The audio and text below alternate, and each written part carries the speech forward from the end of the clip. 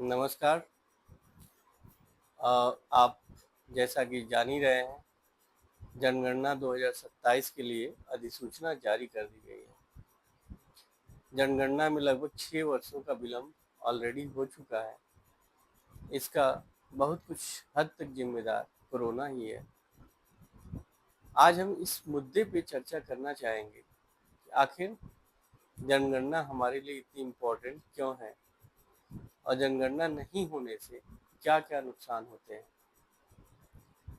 हर 10 साल पे भारत सदियों से जनगणना अपना करवा रहा है। उन 10 सालों पे जब जनगणना होती है तो भारत की जो जनांकिकी यानी डेमोग्राफिक विशेषताएं निकल कर आती है। किस धर्म, किस जाति के लोग कितने इस क्षेत्र में निवास करते हैं, जनसंख्या की वृद्धि दर क्या है, कुल प्रजनन दर क्या है, शिक्षा का स्तर क्या है, महिला पुरुष लिंगानुपात क्या है। बहुत सारी सूचनाएं, जानकारियां मिलती है। इन जानकारियों का असल में जो हम विकास के कार्यों के लिए उपयोग में लाते हैं वो महत्वपूर्ण हो जाता है। अन्यथा ये आंकड़े तो महज आंकड़े बनकर रह जाते हैं। जनगणना होने से सबसे इम्पोर्टेंट चीज़ तो है कि सरकार की लाभकारी योजनाओं का प्रोजेक्शन, नया अनुमान, नया आकलन बनाया जा सकता है।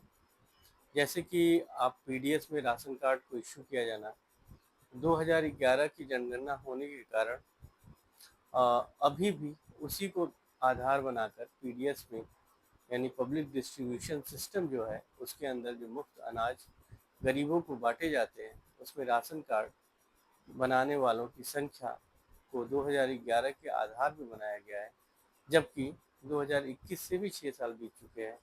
यानी लोगों की जनसंख्या ज़्यादा है और लाभार्थियों की संख्या कम है। ऐसे में बहुत सारे लोग लाभ पाने से वंचित हो जाते हैं। इसी तरह मनरेगा में जो वर्क डेज होते हैं उसका भी टारगेट फिक्स किया गया है। तो 15 साल 16 साल में जो आबादी में 20 से 30% की वृद्धि हुई है, हमारे जनप्रतिनिधि उसे अपने रिटॉरिक में तो बोलते हैं कि हम इतनी आबादी होगी, किंतु वो सरकारी योजनाओं में परिलक्षित नहीं हो पाती। इसके साथ ही साथ जनगणना जनसंख्या के अनुमानों के आधार पर हम ये अनुमान लगा पाते हैं कि क्लाइमेट चेंज का हमारी जनगणना पर क्या असर पड़ रहा है। जलवायु बदल रहा है तो कोस्टल एरिया से लोग कैसे माइग्रेट कर रहे हैं या कोस्टल आइलैंड्स कैसे खतरे में हैं, वो सारी चीज़ें जनसंख्या के बढ़ने घटने से हम ले पाते हैं।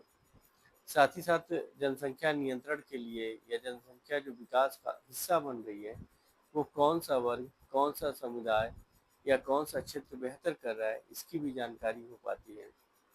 साथ ही साथ जनगणना डिलिमिटेशन यानी विधानसभा, लोकसभा आदि की सीटों के निर्धारण के लिए भी आवश्यक है, क्योंकि डिलिमिटेशन कमीशन का भी गठन किया जाना है। इस हेतु में जनगणना की आवश्यकता है।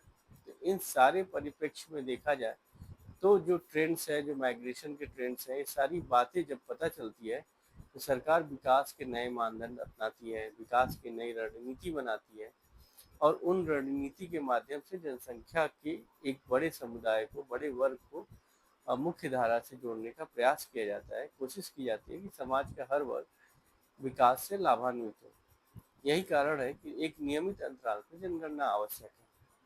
अब एक प्रश्न यह उठ सकता है कि यदि जनगणना इतनी ही इम्पोर्टेंट है, क्यों नहीं इसे हर 5 साल पे करा लिया जाए, हर 2 साल पे करा लिया जाए। तो इसमें समस्या ये है कि जनगणना बहुत ही कठिन कार्य होता है और इसको कराने में वर्षों का समय लगता है। क्योंकि वर्षों तक होने वाली गतिविधि है, अतः इसे बहुत ही कम अंतराल पे कराया जा पाना बहुत ही श्रम साध्य, समय साध्य और संसाधनों की बर्बादी होगी। अतः 10 साल का एक पीरियड एक उचित पीरियड होता है, न जो बहुत न कम है न बहुत ज़्यादा है। दूसरी बात की जो जनगणना के आंकड़े हैं वो 2 साल 4 साल में बहुत मेजर शिफ्ट नहीं दिखाते हैं।